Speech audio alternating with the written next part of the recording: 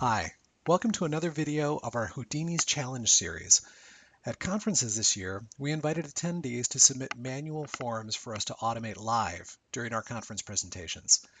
This video features a form that was submitted by the University of Baltimore.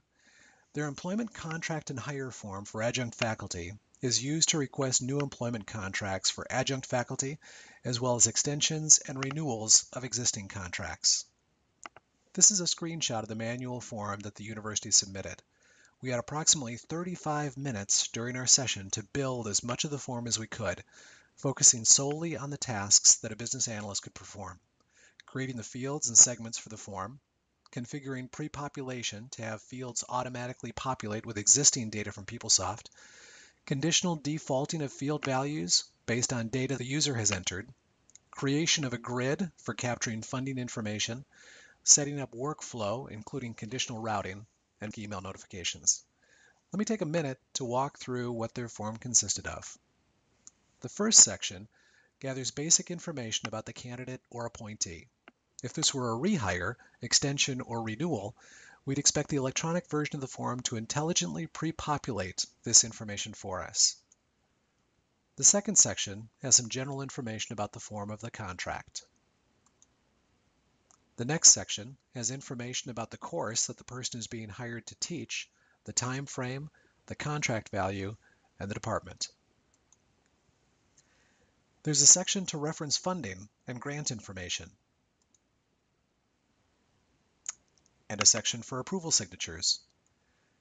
An interesting part of this form process is that the appointee would be part of the workflow, so that he or she can review the details of the job offer and accept the employment terms, which conveniently can be found on the next page. Although we didn't have time to configure it within our time limit, it would be easy to configure a different view of the form for the appointee to approve, only showing the employment terms and those details of the job offer that are necessary for their review, and hiding fields or segments that they may not need to see, like whether they're an existing employee, their PeopleSoft ID number, and funding details. So we had 40 minutes to create the University of Baltimore's adjunct faculty contract form.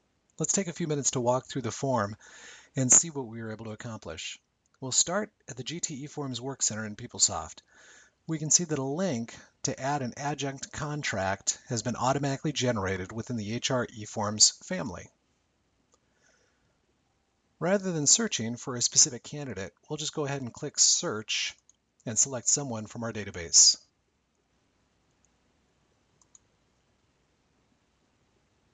When the form opens, it is already pre-populated with that employee and their employee ID number.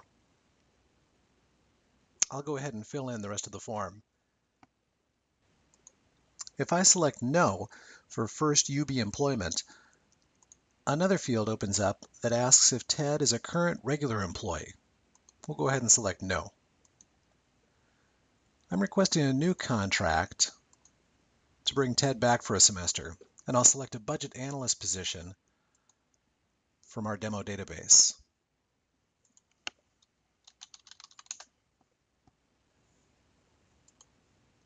As soon as I do that, I see that job code, department, and reports to position number all dynamically default based on the value I've selected for position number. That certainly makes things easy. I also see that the position description of budget analyst is displayed for me. I'll complete the rest of the information under contract details.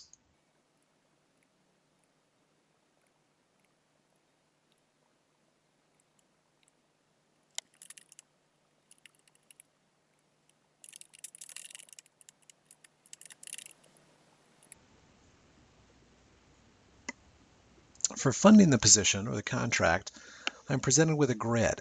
I'll go ahead and complete that with a couple of different funding codes that I want to use.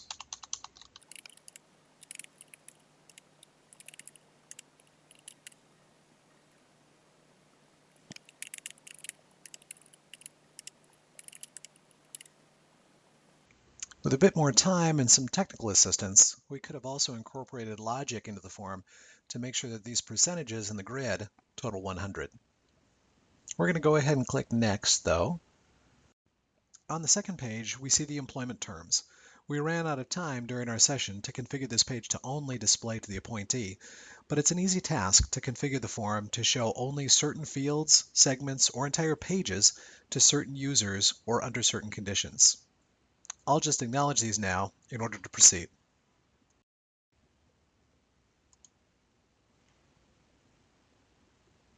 Once I submit, I can see the approval routing for my form, as well as the transaction log that tracks each action taken on the form, and here's my acknowledgement of the employment terms.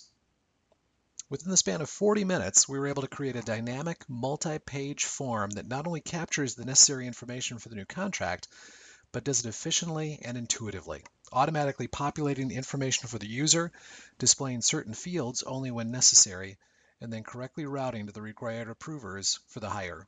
Once complete, the form can leverage Component Interface to update the information in PeopleSoft. Thank you very much for watching this demonstration. Please feel free to contact us if you have any questions or would like to explore GT eForms further.